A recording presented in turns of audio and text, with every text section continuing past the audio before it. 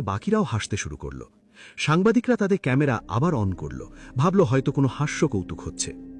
James মাইকে বললেন, দেখো কাণ্ড, আমেরিকা থেকে আসা আমার মতো টেকনিশিয়ান, যার কাছে বিশ্বের সেরা যন্ত্রপাতি আছে, সে হার মেনে নিল। আর এই চুনোপুটি, যার পরনে ভালো জামা নেই, সে বলছে সিন্দুক খুলবে। কি দিয়ে খুলবি খোকা? জাদুমন্ত্র দিয়ে?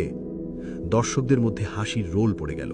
কেউ টিটকিরি দিয়ে বলল, এই, এটা মিউজিয়াম, সার্কাস নয়, বাড়ি যা। ভিড়ের মধ্যে থেকে অসীম দৌড়ে এলো, তার হাতে ঝাড়ু। সে ভয়ে কাঁপছিল। ছেলের হাত ধরে সে ফিসফিস করে বলল, রবি, তুই পাগল হয়েছিস? বড় বড় সাহেবরা আছে, চুপ কর, চল এখান থেকে। আমার চাকরিটা খাবি নাকি? রবি বাবার হাতটা আলতো করে ছাড়িয়ে নিল। সে বাবার দিকে তাকিয়ে বলল, বাবা, দাদু বলতেন না, সুযোগ পেলে নিজেকে প্রমাণ করতে হয়। আমি জানি আমি পারব, তুমি শুধু বিশ্বাস রাখো।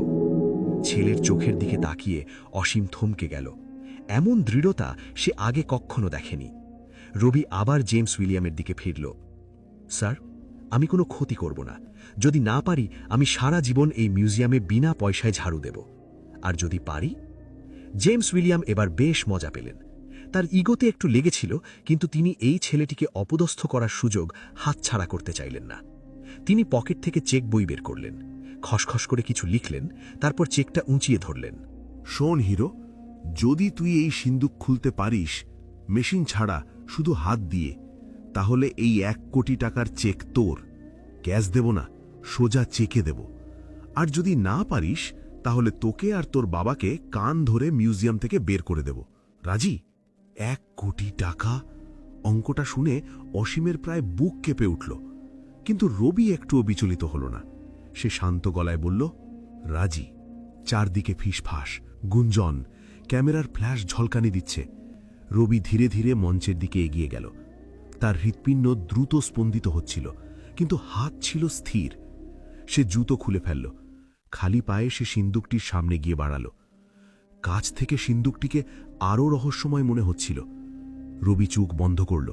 সে মনে করার চেষ্টা করল দাদুর শেখানো কথাগুলো আর স্টোর রুমের সেই পুরনো পুঁথির নকশাগুলো। সে তার ডান হাতটা সিন্দুকের উপর রাখল। প্রথমে কিছুই হল না। দর্শকরা অধৈর্য হয়ে উঠছিল। জেমস উইলিয়াম ঘড়ি দেখছেন, কিন্তু রবি অনুভব করল এক ক্ষীণ স্পন্দন।